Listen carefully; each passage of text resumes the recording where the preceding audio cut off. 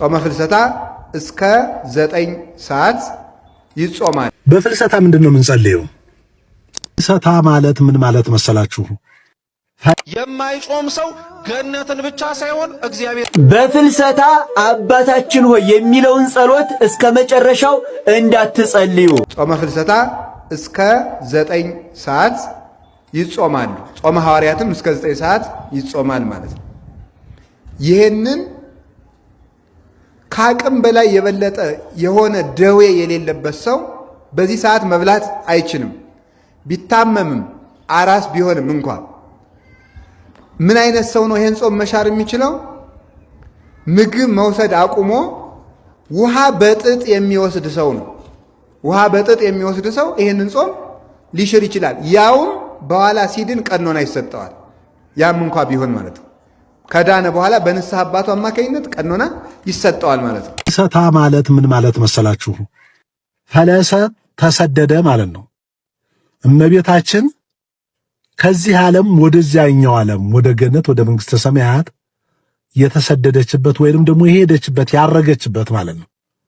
ለጌታችን እርገት እንደምንል እመቤታችን ደግሞ ሐዋርያት ከ1 እስከ 14 ጾመው ጌታችን አስረክቧቸው ቀብረው ከዚያ ተነስታ እንደ ልጇ ማረጓ በአጠቃላይ የእመቤታችን መልክ የጌታን መልክ ይመስላል ተብሎ እንደተባለ ሁሉ ሕይወቷም ጌታን ይመስላል፣ ሐሳቧም እንደ ልጇ ነበረ ይላል መጽሐፍ። ስለዚህ ከሞቷ በኋላ ያለውም ሕይወቷ እንደ ልጇ በሶስተኛው ቀን በ14 ተቀብራ በ16 ተነስታ ያረገችበት ታብላችሁ ስትጾሙ በጥቅሉ እመቤታችን 64 ዓመት ከኖረችበት ከዚህ ምድር ላይ ተነስታ በሶስተኛው ቀን ወደ ሰማይ ያረገችበት መሆኑን ሐዋርያት ደግሞ የፈለጉትን አግኝተው እንደቀበሯት ተነስታ ስታርግ ደግሞ ቶማስ እንዳያት ይሄ በማስረጃ የተረጋገጠ ስለሆነ ነው የምንጾመው። የሐዋርያትን ሃይማኖት አድርገን የሐዋርያትን እምነት አድርገን የሐዋርያትን ስራ አድርገን የሐዋርያትን ጾም አድርገን የሐዋርያትን ሱባኤ አድርገን እኛም እንደዚሁ የፈለግነውን እንድናገኝ ከሕፃናት እስከ አዋቂ እንጾማለንና እንኳን አደረሳችሁ። ጾሙ የሰላም የፍቅር የአንድነት ይሁንልን። እንኳን አደረሰን። እመቤታችን በዚህ በጾም ተባርከን ተቀድሰን ማለት እፈልጋለሁ። የእግዚአብሔር ሰላም ከሁላችን ጋር ይሁን። የማይጾም ሰው ገነትን ብቻ ሳይሆን እግዚአብሔርንም የሚያጣ ነው። እግዚአብሔር ካለ መጾም ሁላችንን የሚሰውረን። እህሉን አይደለም እያልኳችሁ ያለው እህሉን አይደለም። እህል ብቻውን የሚያጸድቅም እህል ብቻውንም የሚያስኮንን ነገር አይደለም። ልብ ብላችሁ ስሙ ክርስቲያኑ። አለመብላት የሚያጸድቅ የሚመስለን ሰዎች አለ። መብላት ደግሞ የሚያስኮንን የሚመስለን ሰዎች አለ። አይደለም። አስታውሱ ይላል ቅዱስ አባታችን አባ ሙሴ ጸሊም፣ አለመብላት ጽድቅ ቢሆን ኖሮ ጠላታችሁ ሰይጣን እኮ አይበላም። መብላት የሚያስኮንን ቢሆን ኖሮ እኮ ሐዋርያት በበሉበትና በቀመሱበት ልክ በተኮነኑ። ብዙ የወረድንባቸው ኃጢአቶች አሉ። ብዙ የዘቀጥንባቸው ኃጢአቶች አሉ። መመለስ እስኪያቅተን ድረስ ለንስሐ አባት መናገር እስክናፍር ድረስ ለራሳችን እንኳን ስንነግረው ራሳችንን እስክንጠላ ድረስ አንዳንዶቻችን ለንስሐ አባታችን እንኳን ተናግረን ቀኖናችንን ጨርሰን እግዚአብሔር ይፍታ ተብለን መልሰን ያንን አስበን እንደገና ራሳችንን ይቅር እስከማንል ድረስ የወደቅንባቸው ብዙ ጉድጓዶች አሉ። ብዙ ኃጢአቶች አሉ። እሱ ነው ሱስ የሚባለው። እሱ ነው ክፉ ልማድ የሚባለው። ፍልሰታ ከዚህ ማምለጫ ነው። ጾመ ፍልሰታ ከዚህ ሱስ ከዚህ ክፉ ልማድ ማምለጫ ነው። ወደ ከፍታ መውጫ ነው። ወደ ተራራው መመለሻ ነው። ወደ ገነት መሄጃ ነው። ወደ መንግሥተ ሰማያት መገስገሻ ነው። ተርዮ አይደለም። ፍልሰታ ተርዮ አይደለም። ፎቶ ተነስተን ለማሳየት አይደለም። እዚህ ቦታ ሱባኤ ይዣለሁ ለማለት አይደለም። ቤት ለመቀየር አይደለም። መኝታ ለመቀየርም አይደለም። በግሩፕ በቡድን እየሆንን ማፌዣም አይደለም። ይሄን የምታደርጉ ካላችሁ ማለት ነው መውጫ ነው። ራስን የምታይበት የምታዳምጥበት ዓለምን የምትሰልልበት መንፈሳዊውንና ስጋዊውን የምታነጻጽርበት ከመላእክት ጋር የምታመሰግንበት ወደ ሰማይ ከፍ የምትልበት ራስን የምትቀጣበት ስጋህን ለነፍስ የምታስገዛበት ነው። ወደ ደብረ ቅዱስ መመለሻ ፍልሰታ እንደዛ። በፍልሰታ ምንድነው የምንጸልየው? ይሄ 150 ዳዊት የያዘ ነው። 150 የሚባለው ሰኞ 30ውን መዝሙር፣ ማክሰኞ 30ውን መዝሙር፣ ረቡዕ 30ውን መዝሙር፣ ሐሙስ 30ው መዝሙር፣ ዓርብ 30ው መዝሙር 150ው ያልቃል ዓርብ ላይ ማለት ነው። ከዚያ በኋላ ቅዳሜ ነቢያትን 15 ነቢያት አለ እዚሁ ላይ። እሁድ ደግሞ መኃልየ ዘሰሎሞንን በተጨማሪ ውዳሴ ማርያምን ብችሉ ሁሉንም ውዳሴ ማርያም ካልቻላችሁ የዕለቷን በተጨማሪ ብችሉ ቅዳሴ ማርያምን በዚህ በፍልሰታ ሊቀር የማይገባ ጸሎት ማለት ነው።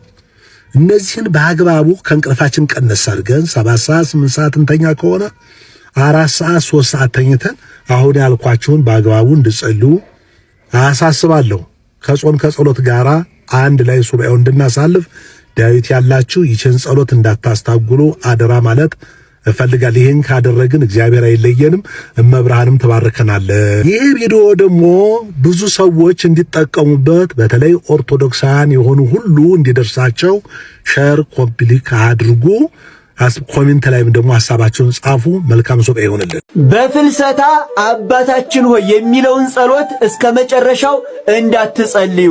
እስከ ምንድነው መጸለይ ያለበት? አባታችን ሆይ የሚለውን ጸሎት እስከ መጨረሻው እንዳትጸልዩ። ሁላችሁንም ግን አይደለም፣ ሁላችሁን አይደለም። ኋላ እነማንን ነው የሚመለከታችሁ ሰዎች እነማን እንደሆናችሁ መጨረሻ ላይ እነግራችኋለሁ። ታዲያ እስከ ምንድነው መጸለይ ያለብን ካላችሁኝ፣ አባታችን ሆይ በሰማያት የምትኖር ስምህ ይቀደስ፣ መንግስትህ ትምጣ፣ ፈቃድህ በሰማይ እንደሆነ እንደዚሁም በምድር ላይ ይሁን፣ የዕለት እንጀራችንንም ስጠን ለዛሬ እስከሚለው ድረስ ነው።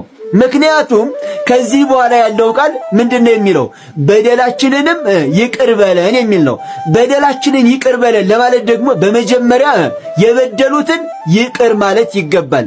እናንተ ደግሞ ገና ይቅር ያላላችኋቸው ሰዎች በጣም ብዙ ናቸው። ይቅር ያላላችሁ ሰው አለ። ስለዚህ ይቅር ሳትሉ ደግሞ በደላችንን ይቅር በለን ብትሉ ከንቱ ጩኸት ነው። ይቅር ሳይሉ ይቅር መባል የለም። እኔ አይደለሁም ያልሁት፣ መጽሐፍ ቅዱሱን ግለጡና ንቡት። በማርቆስ ወንጌል ምዕራፍ 11 ቁጥር 25 ላይ እንደዚህ ይላል። በደንብ አድርጋችሁ ስሙኝ። በምትጸልዩበት ጊዜ ልብ አድርጉ። በምትጸልዩበት ጊዜ በሰማይ ያለው አባታችሁ በደላችሁን ይቅር እንዲላችሁ በወንድማችሁ ያለውን በደል ይቅር በሉ። እናንተ ግን በደንብ ስሙ፣ እናንተ ግን ይቅር ባትሉ በሰማያት ያለው አባታችሁም በደላችሁን ይቅር አይላችሁም። በደላችሁን ይቅር አይላችሁም፣ ይቅር ካላላችሁ ማለት ነው። ስለዚህ ይቅር ሳትሉ ይቅር በለይ ብትሉ ከንቱ ጩኸት ነው። ስለዚህ በመጀመሪያ የበደላችሁትንም ሰው ይቅር ብላችሁ ነው ይቅር በለ ማለት የሚገባው ማለት ነው። በዋናነት እኔ አባታችን ሆይን እስከ ወገቡ ጸልዩ ልላችሁ ሳይሆን የፈለኩት በመጀመሪያ ከመጸለያችሁ በፊት ይቅር ያላላችሁትን ሰው ይቅር ብላችሁ ጸልዩ። በመጀመሪያ ይቅርታ ከኛ ይጠበቃል፣ ይቅር ለመባል ማለት ነው። እግዚአብሔር ሁላችንን ይርዳን። ሁላችሁም ኮሜንት ላይ አምላኬ ሆይ አንተ እርዳኝ እያላችሁ ጻፉ። ቪዲዮ ብዙዎች እንዲማሩበት ሼር እያደረጋችሁ ለብዙዎች አዳርሱት። ቤቱ ይጠቅማችኋል። ፎሎ አድርጉ። እወዳችኋለሁ። ክብር በሉልኝ።